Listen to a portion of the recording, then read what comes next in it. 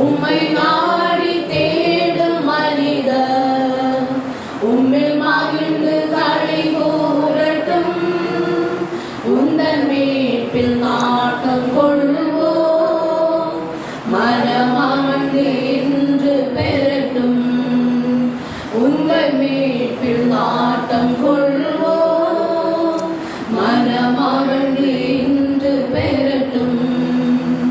மகிமை மாட்சிமை மாவேந்தன் உமக்கே, மகிமை மாட்சிமை மாவேந்தன் உமக்கே.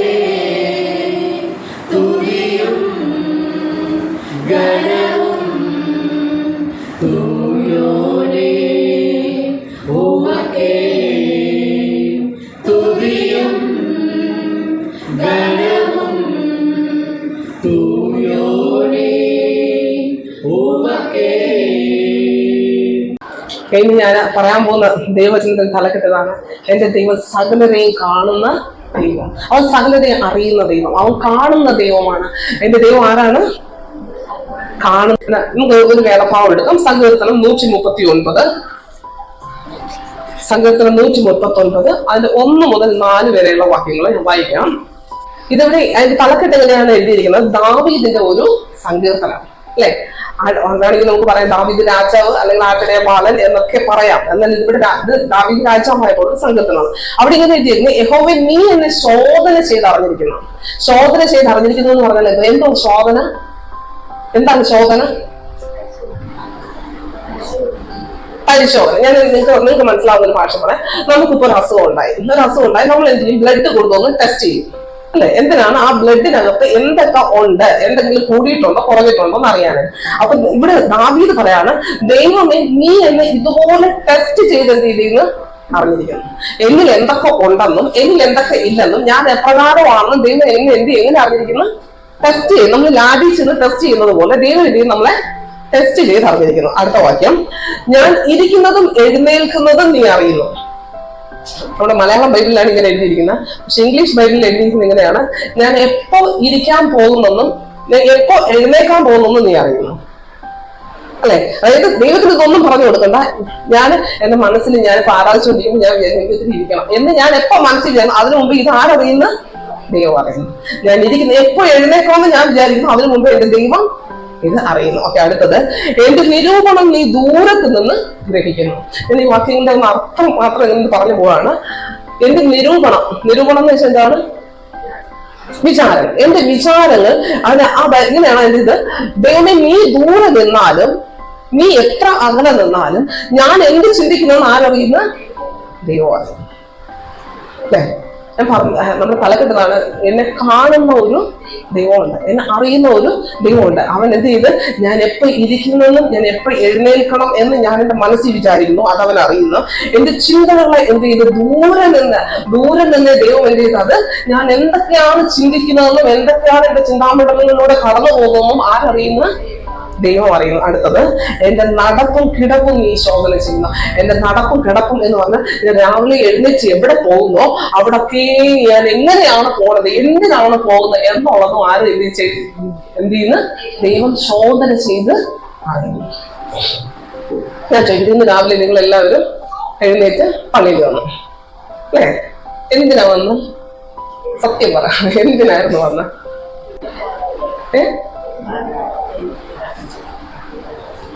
പ്രാർത്ഥിക്കാൻ ഇന്ന് മാത്രം എന്ത് വേണേലും പ്രാർത്ഥിക്കാം. എന്നാലും എല്ലാ ദിവസവും വരുന്നത് കൊണ്ട് നമ്മൾ വന്ന് അങ്ങനെ വന്നവരുണ്ട് ഇല്ലേ? ഇന്ന് ഞായറാഴ്ച ദിവസമാണ് പള്ളിയിൽ വരണം എന്ന് ചോദിച്ചു വന്നവരില്ലേ? ഉണ്ട്, അങ്ങനെ വന്നവരുണ്ട്. ഇവിടെ ചെന്നാൽ എന്തെങ്കിലും കിട്ടും എന്ന് പ്രതീക്ഷിച്ച് വന്നവരില്ലേ? നിങ്ങൾ പൈസ കിട്ടുന്നുള്ള കാര്യമല്ല ഞാൻ പറയുന്നത്. പൈസ എന്തെങ്കിലും കിട്ടും, ഒന്നുമില്ലെങ്കിൽ ദൈവമക്കളുമായിട്ട് കൂടുമ്പോൾ ഒരു സന്തോഷമെങ്കിലും കിട്ടും എന്ന് പ്രതീക്ഷിച്ചു വന്നവരില്ലേ?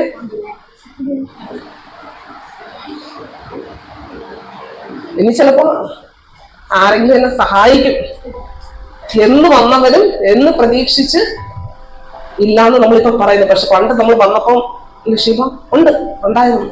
നമ്മുടെ കഷ്ടതയുടെ നടുവിൽ നമ്മൾ കയറി വന്നപ്പോൾ നമ്മളെ ആരെങ്കിലും എന്നെ ചിലപ്പോ സഹായിക്കുമായിരിക്കും എന്ന് പ്രതീക്ഷിച്ച് വന്നവരും ഇതിനകത്ത് ഉണ്ട്. പക്ഷേ ഇവിടെ ദൈവവചനത്തിൽ പറഞ്ഞത് എന്റെ ദൈവം എന്റെ നടപ്പും എന്റെ കിടപ്പും എന്റെ ചിന്തകളെയും എന്റെ വിചാരങ്ങളെയും സകലത്തെയും അവൻ എന്ത് ചെയ്ത് അറിയുന്നു.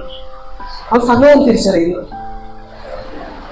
അടുത്ത വാക്യം യഹോവേ, 4-ാമത്തെ വാക്യം വായിക്കുന്നു. യഹോവേ, നീ മുഴുവനും അറിയാതെ ഒരു വാക്കും എന്റെ നാവിന്മേൽ ഇല്ല. അതായത് ഞാൻ എന്ത് പറയാനായിട്ട് തുടങ്ങുന്നോ അതുവരെ ആരറിയുന്നു? എന്റെ ദൈവം. ഞാനിത് ചോദിച്ചപ്പോ നിങ്ങൾ എത്ര പേര് കള്ളത്തരം പറഞ്ഞെന്നും എത്ര പേര് ആത്മാർത്ഥമായി സത്യസന്ധവും സ്വന്തമായിട്ട് ഉത്തരം പറയുന്നു ആരറിഞ്ഞായിരുന്നു? ദൈവം അറിഞ്ഞായിരുന്നു. ഇന്നെല്ലാരും വന്നതുകൊണ്ടാണ് വന്നത്. അല്ല, ഇന്നെനിക്ക് ദൈവത്തെ ആരാധിക്കുന്നതിനെക്കാട്ടിലും ഞാൻ ഇന്ന് എന്റെ ദൈവമക്കളുടെ കൂടെ ഇരിക്കുമ്പോൾ എനിക്കൊരു സന്തോഷം ഇന്ന് വന്നവരുണ്ട്, ഇതിനകത്തുണ്ട്, തീർച്ചയായിട്ടും ഉണ്ട്. പക്ഷെ നമ്മൾ ഇതൊന്നും പറഞ്ഞില്ല. പക്ഷെ നിങ്ങൾ പറയത്തില്ലെന്നും ആർക്കറിയാം? ദൈവത്തിന് അറിയാം. ആരൊക്കെ പറയുമെന്നും ദൈവത്തിന് അറിയാം, ആരൊക്കെ പറയത്തില്ലെന്നും ദൈവത്തിന്. കാരണം അവൻ എന്ത് ചെയ്യുന്ന സകലത്തെയും, അവന്റെ കണ്ണ് അഗ്നിജ്വാലയ്ക്കൊത്ത കണ്ണാണ്. അവൻ സകലത്തെയും ശോധന ചെയ്ത് അറിയുന്ന ദൈവമാണ്. അവന്റെ കണ്ണിനൊന്നും മറവല്ല. അവൻ നമ്മളെ കാണുന്നുണ്ട്. അവൻ നമ്മൾ നന്നായിട്ട് അറിയും. നിങ്ങൾ കടന്നു പോകുന്ന സാഹചര്യം ഏത് തന്നെയാണെങ്കിലും നിങ്ങൾ വിചാരിക്കണ്ട ദൈവമേ നീ എന്നെ അറിയുന്നില്ലയോ, ദൈവമേ നീ എന്നെ കാണുന്നില്ലല്ലോ എന്ന് നിങ്ങൾ ഒരിക്കലും വിചാരിക്കില്ല. ദൈവത്തിന് ഇത് നമ്മൾക്ക് പറയാനുള്ളത്, ഞാൻ നിന്നെ മറ്റേത് മനുഷ്യൻ അറിയുന്നതിനെക്കാട്ടിലും നന്നായിട്ട് ഞാൻ നിന്നെ അറിയുന്നത്. മറ്റേത് മനുഷ്യൻ നിനക്ക് വേണ്ടി പ്രവർത്തിക്കുന്നതിനെക്കാട്ടിലും വലിയൊരു പ്രവൃത്തി ഞാൻ നിനക്ക് വേണ്ടിയിട്ട് ചെയ്യും. കാരണം 2 ഉദാഹരണങ്ങൾ എടുത്തും ദൈവവചനത്തിൽ ഞാൻ നിങ്ങളോട് പറയാം. 2 രാജാക്കന്മാരുടെ പുസ്തകം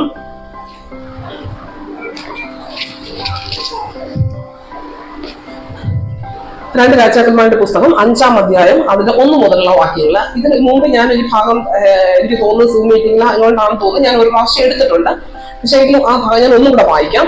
മറ്റാരെ കുറിച്ചുമല്ല, നയമാൻ എന്ന് പറയുന്ന ഒരു വ്യക്തിയെ കുറിച്ചുള്ള ഒരു അദ്ദേഹത്തിന്റെ ജീവിതത്തിൽ നടന്ന സംഭവം. അവിടെ ഇങ്ങനെയാണ് 5-ാം അധ്യായം 1-ാമത്തെ വാക്യം.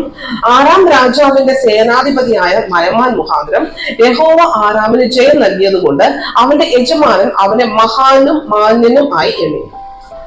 ശ്രദ്ധിച്ചു കേൾക്കണം, ഇതൊരു കഥ പോലെ നിങ്ങൾ കേൾക്കണേ. അവിടെ എങ്ങനെയാണ് പറഞ്ഞിരിക്കുന്നത്?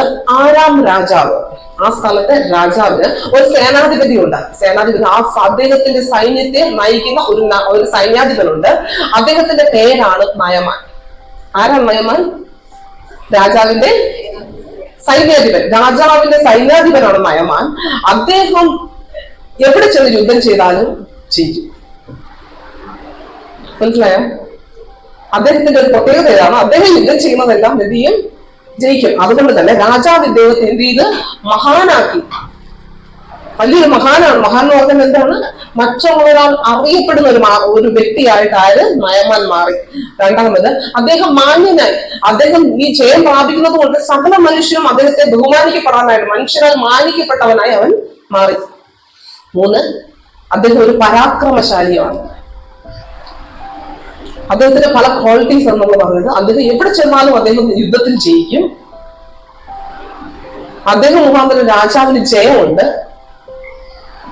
മഹാനാണ്, മാന്യനാണ്, സമൂഹം മാന്യനായിട്ട് കണക്കാക്കുന്ന ഒരു വ്യക്തിയാണ്, പരാക്രമശാലിയാണ്. പക്ഷെ ഇയാളുടെ ജീവിതത്തിലുണ്ടല്ലോ, ഇയാൾ അനുഭവിക്കുന്ന ഒരു വിഷമമുണ്ട്. ആ വിഷമം ആര് പറഞ്ഞാലും ആർക്കും മനസ്സിലാകാത്ത ഒരു വിഷമം. ജനത്താൽ ഇദ്ദേഹം മാനിക്കപ്പെടുന്നുണ്ട്. അദ്ദേഹം രാജാവിന്റെ പുകഴ്ച അദ്ദേഹത്തിനുണ്ട്, എല്ലാം ഉണ്ട്. പക്ഷെ ആരും അറിയാത്ത ഒരു വിഷമം ഇയാളുടെ ഉള്ളിലുണ്ട്. എന്താണെന്നറിയാം? എന്താണ്? അദ്ദേഹത്തിന് ഒരു രോഗമുണ്ട്. എന്താണ്? കുഷ്ഠരോഗം. എല്ലാം ഉണ്ട്. ഞാൻ പറയാം, ഇന്ന് നിങ്ങൾക്ക് ഒരു പക്ഷെ സമലവും നിങ്ങൾക്ക് ഉണ്ടായിരിക്കാം. പക്ഷെ ആരും അറിയാത്ത ഒരു വിഷമം, ആരും അറിയാത്ത സങ്കടം നിങ്ങളുടെ ഉള്ളിൽ ഉണ്ടെങ്കിൽ ഞാൻ പറയാണ്, നിങ്ങളെ കാണുന്ന ഒരു ദൈവമുണ്ട്. നയമാന്റെ ജീവിതത്തില് നയമാൻ എല്ലാം ഉള്ളപ്പോഴും അവർ ആരും അറിയാത്ത ഒരു പക്ഷേ ആളുകൾ ചോദിക്കുമെങ്കിൽ നയമാൻ എന്തിനു വിഷമിക്കണം അല്ലെ? അദ്ദേഹം മഹാൻ രാജാവിന്റെ സൈന്യാധിപനല്ലേ, അദ്ദേഹം പരാക്രമശാലിയല്ലേ, അദ്ദേഹം ജനങ്ങളാൽ മാനിക്കപ്പെടുന്നവനല്ലേ എന്ന് ഒരു പക്ഷേ ജനം പറഞ്ഞാലും അത് ജനം കാണുന്ന കാഴ്ചപ്പാട്. നയമാന്റെ ഉള്ളിൽ ഒരു വിഷമമുണ്ട്. എന്താണ്? ദൈവമേ ഇതെല്ലാം ഉണ്ടെങ്കിൽ ഞാൻ ഇന്ന് ആരാണ്? കുഷ്ഠരോഗിയാണ്. അതിന്റെ ആദ്യത്തെ വാക്യം വായിച്ച് 1-ാമത്തെ വാക്യം, ആദ്യത്തെ സെന്റൻസ് ഒന്ന് വായിച്ചേ. വായിച്ച ആരെങ്കിലും ഒരാൾ ഉറച്ചു വായിച്ചേ.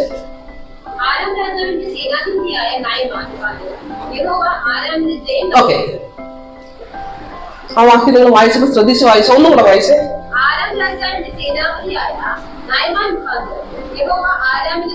ഓക്കെ, നിർത്തിക്കോ.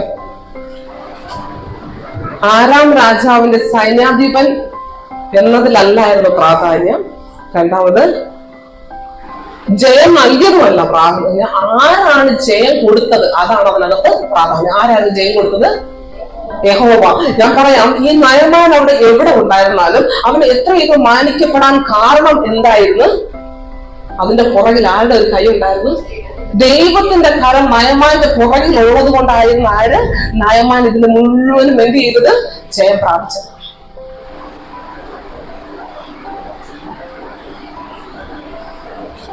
ഞാൻ ചെയ്യുന്നത് നയമാനെ കണ്ട ഒരു ദൈവമുണ്ട്. നയമാനെ കണ്ടത് എങ്ങനെ? ആ നയമാനെ കണ്ട ദൈവമായത് കൊണ്ടാണ് അവൻ മുഖാന്തരം ആ രാജ്യത്തിന് ദൈവം എന്ത് ചെയ്ത് ജയം കൊടുത്തത്.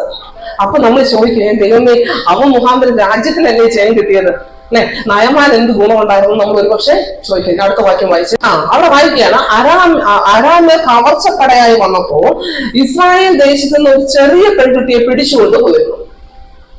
നോക്കണം, നയമാനെ കണ്ട ദൈവം നയമാന്റെ ജീവിതത്തിൽ പ്രവർത്തിക്കുന്ന അവന്റെ പ്രവൃത്തികൾ എങ്ങനെയെന്ന് അറിയാമോ? ഇവർ യുദ്ധത്തിന് പോയിട്ട് ആ യുദ്ധത്തിന് പോയി അവിടെ നിന്ന് അത് കൊള്ള സാധനങ്ങളും വ്യക്തികളെയും സാധനങ്ങളെയും എല്ലാം എന്ത് ചെയ്യും? യുദ്ധം കഴിഞ്ഞ് അവരെ പരാജയപ്പെടുത്തുമ്പോൾ ഇതെല്ലാം പിടിച്ചിട്ട് അവരെവിടോട്ട് വരും? അവരുടെ സ്വന്തം സ്ഥലത്തോട്ട് കൊണ്ടുവരും. ഞാൻ പറയുന്നത് നിങ്ങൾക്ക് മനസ്സിലാവുന്നുണ്ടോ? ഇവരൊരു യുദ്ധത്തിനൊരു സ്ഥലത്തോട്ട് പോയാൽ അവിടെ യുദ്ധം കഴിഞ്ഞ് അവരെ പരാജയപ്പെടുത്തി കഴിഞ്ഞാൽ അവിടെയുള്ള ശ്രേഷ്ഠമായ സാധനങ്ങളെല്ലാം, സാധനങ്ങളാവാം, അത് വ്യക്തികളായിരിക്കാം, അവരെല്ലാം ഇവരെന്ത് ചെയ്യും? തങ്ങളുടെ രാജ്യത്തിലോട്ട് പിടിച്ചോണ്ട് വരും. അങ്ങനെ പിടിച്ചോണ്ട് വന്നതിലും ഒരു ചെറിയ ഒരു പെൺകുട്ടി അതിനകത്ത് ഉണ്ടായിരുന്നു. അടുത്ത വാക്യം അവിടെ എഴുതിക്കുന്ന ഈ പെൺകുട്ടി എവിടെയാണ് വന്നു നിന്നതെന്നറിയാമോ? നയമാന്റെ വീട്ടിനകത്താണ് വന്നത്. ആരാ കൊണ്ട് നിർത്തിയത്? ദൈവം. ഈ പെൺകുട്ടി പിടിച്ചുകൊണ്ട് വന്നപ്പോ ഈ ഒരു ചെറിയൊരു പെൺകുട്ടിയായി. ഈ പെൺകുട്ടിക്ക് വേറെ എത്രയോ സ്ഥലങ്ങൾ ഉണ്ടാക്കാൻ നിൽക്കാനായിട്ട്. പക്ഷേ ദൈവം ഈ പെൺകുട്ടിയെ എവിടെ കൊണ്ടുവന്ന് നിർത്തി? നയമാന്റെ വീട്ടിനകത്ത് കൊണ്ടുവന്നു. എന്തിനായിരുന്നു നയമാന്റെ വീട്ടിനകത്ത് കൊണ്ട് നിർത്തിയത്? അടുത്ത വാക്യം വായിച്ചേ. അവിടെ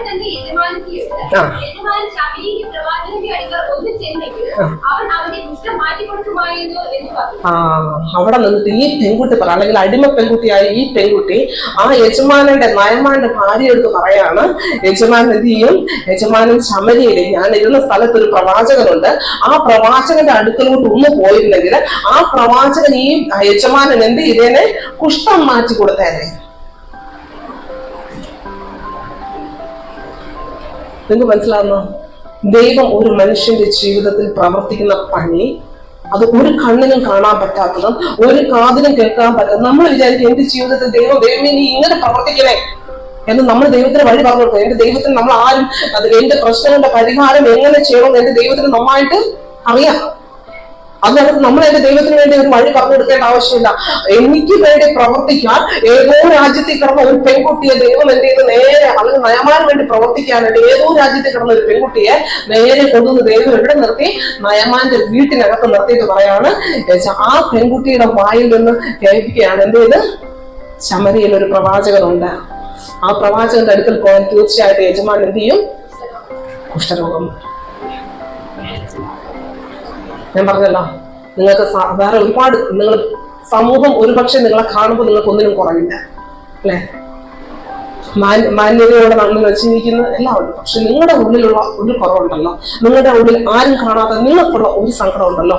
ഈ സങ്കടത്തെ തിരിച്ചറിയുന്ന ഒരു ദൈവമുണ്ട്. അവൻ നിങ്ങൾക്ക് വേണ്ടിയിട്ട് എന്നറിയാമോ? ഏത് അത്ഭുതത്തിനും ചെയ്യുവാനായിട്ട് അവൻ കഴിവുള്ളവനാണ്. അവൻ എവിടെ നിന്ന് വേണമെങ്കിലും നിങ്ങൾക്ക് വേണ്ടി പ്രവർത്തിക്കുവാനായിട്ട് എവിടെ നിന്ന് വേണമെങ്കിലും അത്ഭുതം അവൻ ചെയ്യും. അത് ദൈവം സ്നേഹിക്കുന്നവർക്ക് ഒരു ദൈവം ചെയ്യുന്ന ദൈവത്തിന്റെ കരുതന. വേദപുസ്തകം മുഴുവൻ നമ്മൾ പഠിക്കുമ്പോൾ ദൈവം തന്റെ മക്കൾക്ക് വേണ്ടി ചെയ്ത കാര്യങ്ങളെല്ലാം എന്ത് ചെയ്ത്?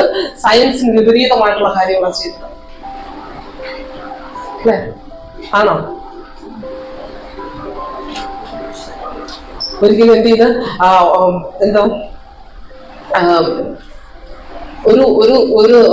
ഒരു കടലും രണ്ടായിട്ട് വിഭാജിക്കപ്പെടുത്തില്ല. പക്ഷെ ദൈവത്തിന്റെ ജനത്തിന് നടത്താൻ എന്ത് ചെയ്ത് കടലിനെ രണ്ടായിട്ട് വിഭാഗിച്ചു.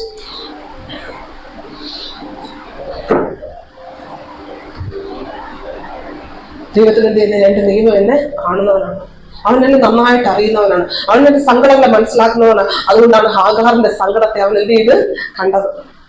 അവിടെ ഹാഗാർ അവളുടെ ജീവിതത്തിൽ തന്റെ മകൻ മരിച്ചപ്പോ, ദാഹം കൊണ്ട് മരിക്കാറായ സമയത്ത് അവൾ അവിടുന്നുണ്ട് കരയുമ്പോ അവൾക്ക് വേണ്ടി ഒരു നേര് പറഞ്ഞ ദൈവം അവിടെ ആ മരുഭൂമിയിൽ തുറന്നു കൊടുത്ത ദൈവത്തിലെ ഇന്ന് നിങ്ങൾ ഹാഗാറിനെ മാത്രമല്ല എന്നെയും നിങ്ങളെയും നന്നായിട്ട് അവന് കാണുന്നുണ്ട്, എന്നെയും നിങ്ങളെ അവൻ നന്നായിട്ട് അറിയുന്നുണ്ട്. നിങ്ങൾ ഏത് വിഷയത്തിൽ ഭാരപ്പെടുന്നോ ആ ഭാരപ്പെടുന്ന വിഷയത്തെ ദൈവത്തിന് നമ്മളത് പറയുമ്പോൾ ഞാനത് കാണുന്നുണ്ട്, പോലെ ഞാനത് കാണുന്നു. നീ ഭാരപ്പെടണ്ട, നീ എന്ന് ഈ വിഷയത്തിന് വേണ്ടി ഭാരപ്പെട്ടോ അന്ന് ഞാൻ നിന്റെ മുമ്പിൽ നിനക്ക് വേണ്ടി വഴികളെ തുറന്നു കഴിയും. പക്ഷെ ഈ വഴികൾ നമ്മുടെ മുമ്പിൽ നന്നായിട്ട് വെളിപ്പെട്ട് വരാൻ നമുക്ക് കുറച്ച് സമയം എടുക്കും അല്ലേ? ഹാഗാർ പറഞ്ഞു, എന്നെ കാണുന്നവരെ ഞാൻ ഇവിടെയും കണ്ടുവല്ലോ. ഇസ്രായേൽ മക്കൾ നിലവിളിച്ചപ്പോ, മുസ്ലിം ദേശത്ത് അവർ നിലവിളിച്ചപ്പോ അവിടെ എന്ത് ചെയ്തു? ദൈവം പറയുന്നൊരു വാക്കുണ്ട്, എന്റെ ജനത്തിന്റെ നിലവിളി ഞാൻ കണ്ടു. അവരുടെ ശബ്ദം ഞാൻ കേട്ടു. നമ്മൾ ബൈബിൾ സ്റ്റഡിക്ക് പഠിക്കുന്നു അല്ലെ? ലേയുടെ സങ്കടത്തെ അവൻ എന്ത് ചെയ്തു? കണ്ട്.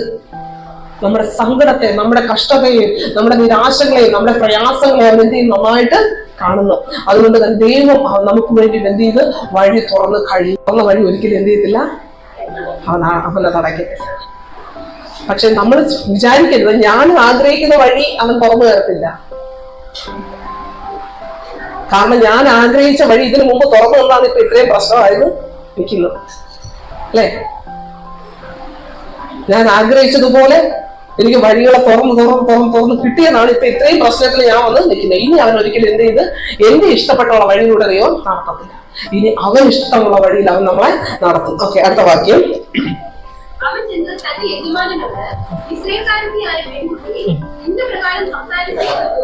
ഓക്കെ, അവിടെ ഒരു കാര്യം ശ്രദ്ധിക്കണം.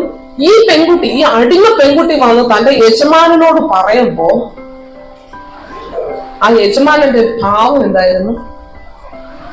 എന്തായിരുന്നു യജമാനന്റെ ഭാവം? ഞങ്ങളുടെ രാജ്യത്തെ രാജാവിന്റെ ഏറ്റവും വലിയ ശ്രേഷ്ഠ സേനാധിപതിയാണ്. ആ രാജ്യത്തിൽ എത്രയും നല്ല വൈദ്യന്മാർ ഉണ്ടായിരിക്കാം, അവിടെ എല്ലാം ചികിത്സിക്കാനുള്ള അധികാരവും ആർക്കുണ്ട്? ഈ സൈന്യാധിപനുണ്ട്. പക്ഷെ ഈ പെണ്ണ് പൊട്ടിപ്പെണ്ണ് അവളെന്ന് പറയുന്നത് എന്താണെന്ന് അറിയാം? പ്രവാചകന്റെ അടുക്കൽ പോയ പ്രവാചകൻ എന്ത് ചെയ്യും? സൗഖ്യം തരുന്നു. ഈ സേനാധിപന് പറയാമായിരുന്നു, ഇവിടെ ഇത്രയും ശ്രേഷ്ഠരായ വൈദ്യന്മാരും ഡോക്ടേഴ്സും ഒക്കെ ഉള്ളപ്പോഴാണ് ആ സ്ഥലത്ത് പോയി എന്ത് ചെയ്ത് പ്രവാചകൻ സൗഖ്യം തരുന്നോ എന്ന് ചോദിക്കാമായിരുന്നു അല്ലേ? പക്ഷേ ഈ മനുഷ്യൻ എന്ത് ചെയ്യുന്നറിയാമോ? തന്റെ ആ ബാല്യക്കാരത്തെ എന്ത് പറഞ്ഞോ അത് കേൾക്കാൻ തക്കോണം അവന്റെ ജീവിതത്തിൽ എന്തുണ്ടായിരുന്നു? ഒരു താഴ്മയുള്ള ഒരു മനുഷ്യനായിരുന്നു. ഞാൻ പറയാം, എന്റെ നിങ്ങളുടെയും ജീവിതത്തില് ദൈവത്തിന്റെ പ്രവൃത്തി വെളിപ്പെടണമെങ്കിൽ, ദൈവം നമ്മുടെ ജീവിതത്തിൽ ചില കാര്യങ്ങൾ ചെയ്യണം.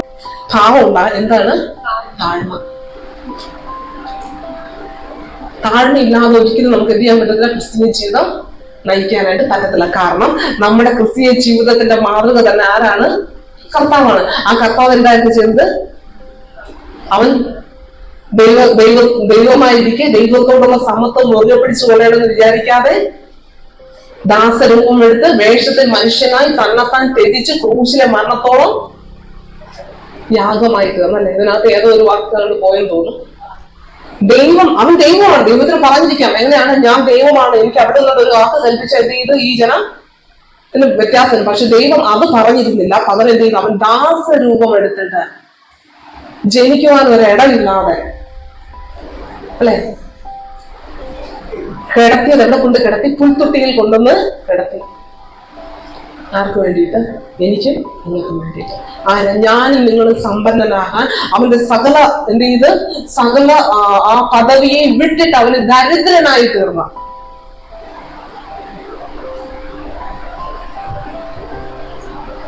ആ താഴ്മ നമ്മുടെ ജീവിതത്തിലും ഉണ്ടായിരിക്കണം അല്ലെ? നമ്മുടെ യേശു കർത്താവ് മരിക്കുന്നതിന് മുമ്പും അവന്റെ ആ മരണത്തോട് അടുത്ത് വരുമ്പോഴും എന്ത് ശിഷ്യന്മാരുടെ കാല് കഴുകിയിട്ട് പറഞ്ഞ കാര്യം എന്തായിരുന്നു? ഗുരുവിനെ പോലെ ആയിരിക്കുന്നത് ശിഷ്യന്മാർ. ഗുരു കാല് കഴുകിയാണ് കാണിച്ചെന്നെങ്കിൽ എന്റെ മക്കളും ആരെ ഇത് ചെയ്താൽ മതി. നമുക്ക് എന്ത് ചെയ്യാനായിട്ട് ഇഷ്ടം അല്ലെ? നമുക്ക് വർഷത്തിലൊരിക്കൽ കാല് കഴുകൽ ശുശ്രൂഷ കഴുകാൻ ഇഷ്ടമാണ്. പക്ഷെ കാലഴുകിയിരിക്കുന്ന നമ്മുടെ ചന്തുവിന്റെ അവിടെ ചെന്ന പാൻറ് പറയായിരുന്നു. അവിടെ മെഡിക്കൽ കോളേജിലെ ഡോക്ടേഴ്സ് വന്ന് അവരവിടെ അഴുകി മനുഷ്യൻ പിടിക്കാൻ വെറുക്കുന്നതിന് അവരെന്ത് ചെയ്യുന്ന അറിയാമോ, അവർ കൈകൊണ്ട് അവരുടെ കൈ കൊണ്ട് അവർ കഴിഞ്ഞു. ഞാൻ പറഞ്ഞു, നമ്മളോ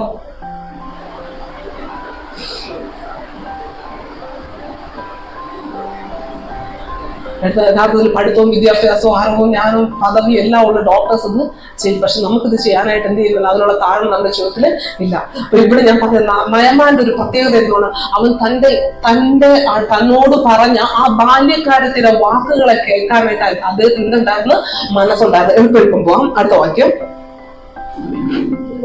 നീ പോയി വരിക, ഞാൻ ഇസ്രായേൽ രാജാവിന്റെ ഒരു എഴുത്ത് തരാം എന്ന് ആരാം രാജാവ് പറഞ്ഞു.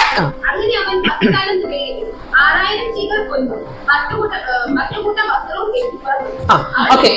കാരണം രാജാവിന്റെ ഫുൾ സപ്പോർട്ടോടുകൂടെയാണ് ആര് പോകുന്നത്, നയമാൻ പോകുന്നത്.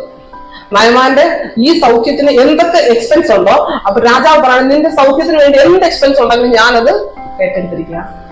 മറ്റൊരു രാജ്യത്തിലോട്ട് പോകണം, ആ രാജ്യത്തിലോട്ട് പോകുമ്പോൾ അവിടോട്ട് കയറി ചെന്ന് ഇത് കിട്ടണമെങ്കിൽ അവിടുത്തെ രാജാവിന്റെ പെർമിഷൻ വേണം. അതിന് വേണ്ടിയിട്ടുള്ള ഒരു റെക്കമെൻഡേഷൻ ലെറ്റർ, ചികിത്സയ്ക്ക് വേണ്ടിയുള്ള സകല കാര്യങ്ങളും കൊടുത്ത് രാജാവ് ഈ നയമാനെ ആരുടെ അടുക്കിലോട്ട് വിട്ട്, ഇസ്രായേൽ രാജാവിന്റെ അടുക്കിലോട്ട്. ഇനി അവിടെ നിന്ന് പോകണം, അവിടെ നിന്ന് താഴോട്ട് വന്നിട്ട് അതിന്റെ 19-ാമത്തെ വാക്യം മുതല്.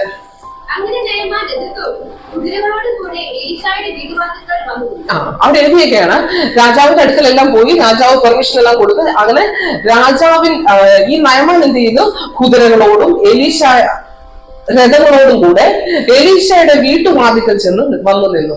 ആരാണ് എലീശ? പ്രവാചകൻ അല്ലെ. പ്രവാചകന്റെ വീട്ടുവാതിക്കൽ വളരെ പ്രതീക്ഷയോടുകൂടെ ആര് വന്നു നിൽക്കുകയാണ്, നയമാൻ വന്നു നിൽക്കുകയാണ്. അടുത്ത വാക്യം.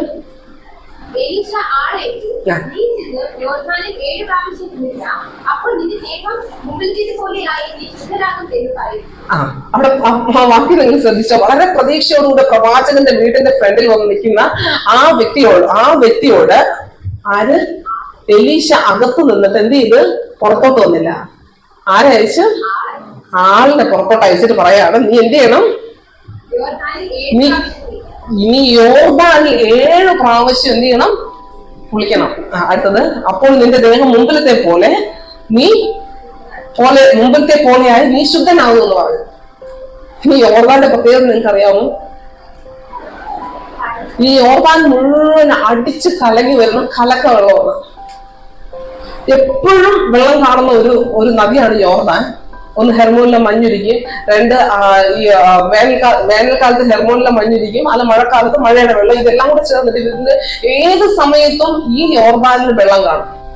അത് അടിച്ച് മറിഞ്ഞ് കലങ്ങിയാണ് വരുന്നത്, കലക്കല് വെള്ളമാണ് അല്ലെ. ഈ പ്രവാചകൻ പറയാണ്, നീ എന്ത് ചെയ്യണം, നീ ഈ യോർദാനിൽ ചെന്നിട്ട് 7 പ്രാവശ്യം നീ എന്ത് ചെയ്യണം, കുളിക്കണം. അപ്പൊ നീ ആ പണ്ടത്തെ പോലെ നീ എന്തോ ശുദ്ധനാവും, നിന്റെ കുഷ്ഠരോഗം മാറും, നീ ശുദ്ധനാകും. ഓക്കെ എന്ന് പറഞ്ഞു.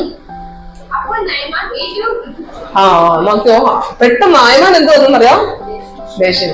കാര്യം എന്തായിരുന്നു, നയമാന്റെ ജീവിതത്തിലെ ആദ്യത്തെ എക്സ്പീരിയൻസ് ആണ് അല്ലെ. നയമാൻ എങ്ങനെയുള്ള മനുഷ്യനായിരുന്നു, മഹാനായിരുന്നു അല്ലെ. സകല മനുഷ്യനും മഹാനായിട്ട് കണക്കാക്കിയ ഒരു വ്യക്തിയായിരുന്നു, ജനങ്ങളാൽ മാനിക്കപ്പെട്ട ഒരു വ്യക്തിയായിരുന്നു. പക്ഷേ നയമാന്റെ ജീവിതത്തിൽ ഇതുവരെ ഇതുപോലൊരു സാഹചര്യം നയമാൻ എന്ത് ചെയ്തില്ല, ഫേസ് ചെയ്തിട്ടില്ല. തിരിഞ്ഞു പോലും താൻ എവിടെ വന്നോ അവിടെ വന്നപ്പോ ആ പ്രവാചകൻ എന്ത് ചെയ്ത്, താൻ തിരിഞ്ഞു പോലും എന്ത് ചെയ്തില്ല, നോക്കിയില്ല. അപ്പൊ എന്ത് ചെയ്യും, നയമാൻ എന്തോന്ന്, ദേഷ്യമാണ്. ഞാൻ ചോദിക്കട്ടെ, നമ്മൾ പലപ്പോഴും നമ്മൾ പ്രതീക്ഷിച്ചിരിക്കുന്ന ഒരു കാര്യമുണ്ടല്ലേ, എന്റെ ദൈവം നീ എനിക്ക് ചെയ്ത് തരണം അല്ലെ. നമ്മൾ പ്രതീക്ഷിക്കും, ഇങ്ങനെ വഴി നീ തുറന്നു തന്നാൽ എനിക്ക് ഇതുവഴി എന്ത് ചെയ്യണം, ശരിയായിട്ട് തന്നെ പോകാൻ പറ്റും എന്ന് നമ്മൾ എന്ത് ചെയ്ത് പ്രതീക്ഷിച്ചിരിക്കും. ദൈവം എന്ത് ചെയ്യുന്നറിയാമോ, നമ്മൾ പ്രതീക്ഷിക്കാത്ത രീതിയിൽ ദൈവം ചെയ്യും. പെട്ടെന്ന് നമുക്ക് എന്ത് വരും, ദേഷ്യം വരും. ഒരു ലോണിന് അപേക്ഷിച്ച് അല്ലെ, ഒരു പ്രാവശ്യം ലോണിന് അപേക്ഷിച്ച് ലോൺ ക്യാൻസൽ ആയിപ്പോയി അല്ലെ, നടന്നില്ല. 2ാമത്തെ പ്രാവശ്യം വീണ്ടും നോക്കി, കിട്ടിയില്ല. 3 പ്രാവശ്യം, എത്ര പ്രാവശ്യം നോക്കി, ശരി 3 പ്രാവശ്യം നോക്കി. നമ്മുടെ പ്രതീക്ഷ തന്നെ ഇത് വാങ്ങിച്ചിട്ട് നമുക്ക് അവിടെ ശരിയാക്കണം. എന്റെ പ്രശ്നം മാറാൻ നമ്മൾ പരിഹാരം എന്താണ്? ഇത് വെച്ച് നമുക്ക് അവിടെ പ്രശ്നത്തിന്റെ ഇതിലേക്ക് അല്ലേ, നമുക്ക് പ്രശ്നത്തിന് പരിഹാരം കാണാൻ നമ്മൾ തന്നെ കണ്ടെത്തുന്ന വഴികളാണ്. പക്ഷെ ദൈവം എന്തെന്നറിയാമോ, മൈൻഡ് ചെയ്യാനായിട്ട് ഒരു വ്യക്തി അവിടെ സമ്മതിക്കട്ടെ. നിങ്ങൾ പ്രതീക്ഷ എന്താണ്? ഇത് ദൈവത്തിന്റെ വഴിയാണ്, ദൈവം നിങ്ങൾക്ക് വേണ്ടി തുറന്ന വഴിയാണ്. എന്ത് ചെയ്ത് ഈ അടയ്ക്കല്. നമ്മൾ ചിലപ്പോൾ വാതിൽ തുറന്നു കിട്ടിയാൽ മാത്രമേ വഴിയുള്ളൂ എന്നാണ് നമ്മുടെ പ്രതീക്ഷ. ചില അടയലുകളും ദൈവം തുറക്കുന്ന വഴികളാണ്. ഞാൻ പറഞ്ഞ മനസ്സിലാവുന്നു നിങ്ങൾക്ക്? ദൈവം നമ്മുടെ മുമ്പിൽ ചില വാതിലുകളെ അടച്ചെങ്കില് നിങ്ങൾ ഓർത്തോണം, ദൈവം തുറന്ന വഴിയുടെ ഒരു വശത്തോട്ട് ഞാൻ കയറിയതിന്റെ ലക്ഷണമാണ് ദൈവം ആ വാതിൽ എന്റെ മുമ്പിൽ അടച്ചത്. കാരണം അത് ആരുടെ വാതിലായിരുന്നു? എന്റെ വാതിലായിരുന്നു. ഞാൻ തുറന്ന എന്റെ വാതിലായിരുന്നു. ഇനി ആ വാതിൽ വഴി കയറി നമ്മൾ എന്ത് ചെയ്തു? നിരാശയിലോട്ട് പോകാനും കഷ്ടതയിലോട്ട് പോകാനും ആര്? എന്റെ ദൈവം എന്നെ അനുവദിക്കത്തില്ല. പക്ഷെ നമുക്ക് ദേഷ്യം, അന്നേരം ദേഷ്യത്തിൽ നമ്മളെന്നിട്ട് ചോദിക്കും, കർത്താവേ നീ എന്നെ കാണുന്നില്ല, ഞാൻ എത്ര നാളുകൊണ്ട് നിന്റെ അടുത്ത് പ്രാർത്ഥിക്കുന്നു, ഞാൻ എന്തുമാത്രം ഉപവസിച്ച്, ഞാൻ എന്തുമാത്രം നിന്റെ സ്ഥലത്തിൽ കരഞ്ഞു കർത്താവേ, പക്ഷെ നീ ഇത് കാണുന്നില്ലേ എന്ന് നമ്മൾ കർത്താവിന്റെ അടുത്ത് കുറ്റപ്പെട്ട് ചോദിക്കും. കർത്താവ് നമ്മൾക്ക് പറയണം, മോളെ ഞാൻ ഇത് നിന്റെ മുമ്പിൽ ഞാൻ തുറന്ന വഴിയാണ്, ഞാനിത് നിന്റെ മുമ്പിൽ ഞാൻ തുറന്ന വഴിയാണ് ഈ അടയ്ക്കുന്നത് വഴി. നിന്റെ മൂന്ന് വഴികളാ ദൈവം അടച്ചെങ്കില്, ദൈവം അറിയാതെ അടച്ചതല്ല. അതിനു മുമ്പിൽ ദൈവത്തിന് ചെയ്യാൻ ചില കാര്യങ്ങൾ അതിന്റെ മുമ്പിലുണ്ട്. ദൈവം അത്ഭുതങ്ങളെ ചെയ്യും. അവൻ തുറന്ന വഴി ഏതെന്ന് നമ്മൾ ഈ വരും ദിവസങ്ങളിൽ എന്ത് ചെയ്യുന്നറിയാമോ? കാണും. ദൈവത്തിന്റെ വഴി നമുക്ക് കാണണമെങ്കിൽ നമ്മൾ തുറക്കുന്ന വഴികൾ അടങ്ങെങ്കിലേ അത് കാണാനായിട്ട് നമുക്ക് പറ്റത്തുള്ളൂ. അവൻ തന്നെ പുറത്തു വന്ന് അടുത്ത് തന്റെ ദൈവമായ യഹോവയുടെ നാമത്തിൽ വിളിച്ചു പ്രാർത്ഥിച്ചു. തന്റെ കൈ ആ സ്ഥലത്തിലേക്ക് ആട്ടി അതിന് കുഷ്ഠരോഗി സൗഖ്യമാക്കും എന്ന് ഞാൻ വിചാരിച്ചു. അദ്ദേഹത്തിന്റെ വിചാരം അങ്ങനെയൊക്കെയായിരുന്നു. ഞാൻ അവിടെ ചെന്ന് നിന്ന ഉടനെ പ്രവാചകനകത്തുനിന്ന് ഇറങ്ങി വരും. ഇറങ്ങി വന്നിട്ട് എന്ത് ചെയ്യും? അടുത്ത് നിന്ന് തന്റെ ദൈവമായ യഹോവയുടെ നാമത്തെ പ്രാർത്ഥിച്ച് തന്റെ കൈ ആ സ്ഥലത്തിന് മീതെ ആട്ടി ഇങ്ങനെ എന്റെ കുഷ്ഠരോഗം മാറ്റുന്ന വളരെ പ്രതീക്ഷയോടുകൂടെയാണ് അദ്ദേഹം പോയത്. അടുത്ത വാക്യം. ദമേശ്കിലെ നദികളായ അഹാനയും ഇസ്രായേൽ ദേശത്തിലെ എല്ലാ വെള്ളങ്ങളെക്കാളും നല്ലതല്ലയോ? എനിക്ക് അവയെ കുറിച്ച് ശുദ്ധനാകരുതോ എന്ന് പറഞ്ഞു. നയമാൻ ചോദിക്കുന്ന ഇതാണ്, എന്താണ്? ഈ കലക്കൽ വെള്ളത്തിൽ വന്നിരുന്ന് കുളിച്ചിട്ട് ശുദ്ധനാകാൻ പറയുന്നതിനേക്കാൾ ഇതിനേക്കാൾ എത്രയോ തെളിഞ്ഞ വെള്ളം എന്റെ നാട്ടില് 2 നദികളുടെ പേര് പറഞ്ഞു വേണം. ആ നദികളില് തെളിഞ്ഞ വെള്ളമാണ് ഒഴുകുന്നത്, ഇതുപോലെ കലക്കൽ വെള്ളമല്ല ഒഴുകുന്നത്. ചില കലക്കൽ വെള്ളത്തിൽ നമ്മൾ എന്ത് ചെയ്യും? വഴി തുറക്കണമെങ്കിൽ, ദൈവം നമ്മുടെ മുമ്പിൽ വഴി തുറന്നു തരണമെങ്കിൽ ചില കലക്കലിൽ നമ്മൾ എന്ത് ചെയ്തു? ഇറങ്ങിയാലേ പറ്റും. ദൈവം നമ്മളെ പുറത്ത് കൊണ്ടുവരണമെങ്കിൽ എന്ത് ചെയ്യണം? ലാസർ മരിച്ചേ പറ്റും. ലാസർ മരിച്ചാൽ മാത്രം പോരാ, 4 ദിവസം അവൻ കല്ലറയ്ക്കകത്ത് ഇരിക്കണം. പിന്നെ അവൻ എന്ത് ചെയ്യണം? നാറ്റവും വെക്കണം. അപ്പൊ എന്തെന്നറിയാമോ? അവന്റെ കർത്താവിന്റെ പ്രവൃത്തി അവിടെ വെളിപ്പെടും. കർത്താവ് അവിടെ വരും. കർത്താവ് അവിടെ വരുമ്പോഴത്തേക്കും അവന്റെ കൂടെ, അവൻ ഒറ്റയ്ക്കല്ല വരുന്നത്, എന്തെന്നറിയാമോ? കൂടെ ഒരു ജനസമൂഹമായിട്ട് അവനവിടെ വരും. എന്തിനെന്നറിയാം? എന്നോ നിന്നെ നോക്കി പറഞ്ഞില്ലേ? തീർന്നു, കഥ തീർന്നു, ഇനി മുമ്പോട്ട് പോകാൻ പറ്റില്ല എന്ന് നിന്നെ നോക്കി ആരെങ്കിലും പറഞ്ഞിട്ടുണ്ടെങ്കിൽ അവരുടെ മുമ്പിൽ ദൈവത്തിന് കാണിച്ചു കൊടുക്കേണ്ട ഒരു വഴിയുണ്ട്. ഈ മരിച്ചാലും ഈ നാട്ടം വെച്ചാലും ഇതിന്റെ ഇടയിൽ നിന്ന് ഉയർത്തെഴുന്നേൽപ്പിക്കുന്ന ഒരു ദൈവമാണ് എന്നെയും നിങ്ങളെയും വിളിച്ച് ദൈവത്തിന് കാണിച്ചു കൊടുക്കണം.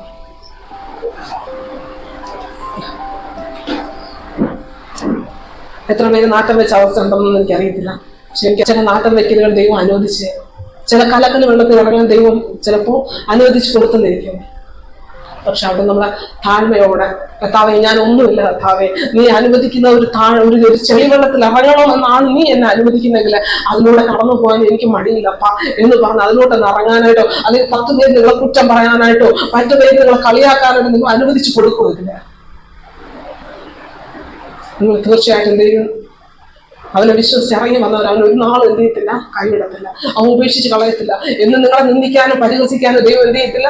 വിട്ടുകൊടുക്കത്തില്ല. അടുത്ത വാക്യം വായിക്കും. ആ കൃത്യമായി വിളിക്കാണ്, പിതാവേ വിളിച്ചിട്ട് പറയാണ്, പിതാവേ എന്ത് ചെയ്ത് ഒരു വലിയ കാര്യമായിരുന്നു പ്രവാചകൻ പറഞ്ഞിരുന്നെങ്കിൽ നമ്മൾ ചെയ്യത്തില്ലായിരുന്നോ? ഇതൊരു ചെറിയ കാര്യമല്ലേ, ആ വെള്ളത്തിൽ ചെന്നൊന്ന് മുങ്ങിയാ പോരെ എന്ന് പറഞ്ഞ ഉടനെ ആ കൃത്യന്മാരുടെ വാക്കും ആര്? അയാളത് നയമാനത് കേട്ടിട്ട് അപ്പോൾ അവൻ ചെന്ന് ദൈവപുരുഷന്റെ വചനപ്രകാരം യോർദാനിൽ 7 പ്രാവശ്യം മുങ്ങി. അവന്റെ ദേഹം ചെറിയ വാളിന്റെ ദേഹം പോലെ ആയി. അവൻ ശുദ്ധനായി തീർന്നു. കേട്ടോ. പിന്നെ അവൻ തന്റെ സകല പരിവാരവുമായി ദൈവപുരുഷന്റെ അടുക്കൽ മടങ്ങി വന്ന് അവന്റെ മുമ്പാകെ നിന്നു. ഓക്കെ, അവൻ എന്ത് ചെയ്ത്? അവൻ ദൈവപുരുഷന്റെ വാക്ക് കേട്ട് അനുസരിച്ചപ്പോ അവൻ ജീവിതത്തിൽ എന്ത് ചെയ്ത്? നന്മ കാണുവാനായിട്ട് ഇടയായി. ഇത്രയും പറഞ്ഞു വന്നത് എന്തായിരുന്നു? ഞാൻ പറഞ്ഞു തലക്കെട്ട് എന്തായിരുന്നു? എന്നെ കാണുന്ന ദൈവം. ആര്? നയമാനെ കണ്ട ഒരു ദൈവം, നയമാന് വേണ്ടി എത്ര പ്ലാൻ ചെയ്ത ദൈവം ഒരുക്കിയെന്നല്ലേ? അല്ലെ? അവനെന്ത് എങ്ങനെ കണ്ടെന്ന് നമുക്കറിയാം. കാരണം അവന് ദൈവം കണ്ടതുകൊണ്ടാണ് അവൻ മുഖാന്തരം ആറാം രാജാവിന് ചെയ്യാൻ കൊടുത്തത്. അവിടെ അങ്ങനെ എഴുതിയിട്ടുണ്ട് അല്ലെ? ആറാം രാജാവിന് സേനാധിപതിയായ നയമാൻ മുഖാന്തരം യഹോവ ആരാമിന് ചെയ്യാൻ നൽകി. അപ്പൊ ആ നയമാന് ദൈവം നേരത്തെ കണ്ടതാണ്. അവന് സകല ബഹുമതികളും ഉണ്ട്, സകല ബഹുമാനവും പുകഴ്ച എല്ലാം അവനുണ്ടെങ്കിലും പക്ഷെ ഇല്ലാത്ത ഒരെണ്ണം ഉണ്ടായിരുന്നു. എന്താണ്? അവന്റെ ഉള്ളിൽ അവന് മാത്രം അറിയാവുന്ന ഒരു വിഷമം ഉണ്ടായിരുന്നു, അവന് കുഷ്ഠം എന്നാണ്. പക്ഷെ ഇതും ആര് കണ്ട്? മറ്റൊരു മനുഷ്യനും അത് കണ്ടില്ലെങ്കിലും ഇത് കണ്ട ഒരു ദൈവമുണ്ട്. അത് കണ്ട ദൈവം അവന് വേണ്ടി എവിടുന്ന് ഒരു സ്ഥലത്തുനിന്ന് ഒരു പെൺകുട്ടിയെ കൊണ്ടുവന്ന് എന്ത് ചെയ്ത് അവന്റെ വീട്ടിൽ നിർത്തി അവൾ മുഖാന്തരം സംസാരിച്ച് രാജാവ് അവന് വേണ്ടി സകലതും ചെയ്ത് പ്രവാചകന്റെ അടുക്കൽ പോയി അല്ലെ? പ്രവാചകൻ മുഖാന്തരം എന്ത് ചെയ്ത് സൗഖ്യം കൊടുക്കുവാനായിട്ട് ഇടയായി. ഞാൻ പറഞ്ഞത് നമ്മുടെ അവസ്ഥകളെ കാണുന്ന ദൈവം നമുക്ക് വേണ്ടി നിശ്ചയമായിട്ട് അവർ എന്ത് ചെയ്യും? പ്രവർത്തിക്കും. പക്ഷെ നമ്മൾ വിചാരിക്കുന്ന വഴികളിലല്ല ദൈവം പ്രവർത്തിക്കുന്നത്. നമ്മൾ വിചാരിക്കുന്ന വഴികളെ ദൈവം അടയ്ക്കും. പകരം ദൈവം നമ്മൾ പ്രതീക്ഷിക്കാത്ത വഴികളെ തുറന്ന് ദൈവം നമ്മളെ വിടുവിക്കും. ഇതൊരു ഉദാഹരണം. ദൈവം നമ്മളെ കാണുന്ന ദൈവം നമ്മുടെ കഷ്ടതകളെ കാണുന്നു, ദൈവം നമ്മുടെ നഷ്ടങ്ങളെ കാണുന്നു, ദൈവം നമ്മുടെ പ്രശ്നങ്ങളെ കാണുന്നു, പരിഹാരം അല്ലെ? ഇതെല്ലാം ദൈവം കാണുന്നുണ്ട്. ഇത് മാത്രം